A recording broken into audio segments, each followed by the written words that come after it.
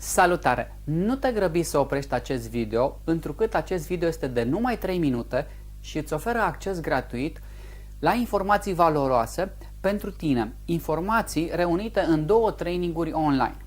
Sunt Cristian Fertea, consultant, trainer și coach, cu o vastă experiență despre care o să vorbesc puțin imediat. Până atunci, dă-mi voie să îți spun că eu cred că nu ai ajuns întâmplător aici și dacă tot ai ajuns aici, cu siguranță ai nevoie atât de ceea ce este în training și mai ales de ceea ce este dincolo de aceste 2 traininguri. Urmărește cu atenție cele 2 traininguri la care ai acces, iar ulterior, pe baza informațiilor din acele traininguri și ale întrebărilor care se nasc, vom putea trece la următorul nivel. Vom putea să ne cunoaștem direct și vom putea identifica exact soluția și direcția potrivită în cazul situației tale. Am să sintetizez acum câteva lucruri despre mine în doar o frază, întrucât ar fi multe de spus și nu e cazul să mă laud, deși aș putea, întrucât aș avea cu ce. Amintesc aici doar faptul că am reușit de-a lungul timpului să contribui prin informații, consultanță, îndrumare, coaching, consiliere la schimbarea și îmbunătățirea multor persoane și a multor afaceri. De exemplu, cartea de dezvoltare personală Și tu poți, pe care am scris-o, a fost bestseller pe renumita platformă Amazon, fiind numărul 1 în categoria Personal Transformation.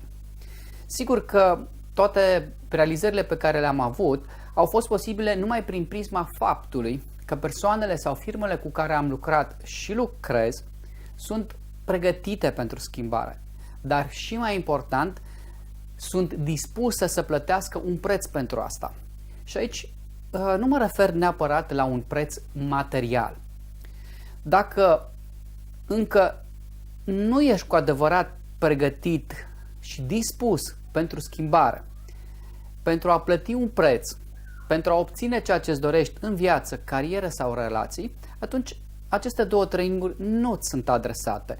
Și cel mai bun lucru pe care l-ai putea face, care s-ar constitui și într-un gest frumos din partea ta, este să spui altcuiva despre aceste traininguri care este deja pregătit, care este deja dispus să plătească prețul pentru a obține ceea ce își dorește.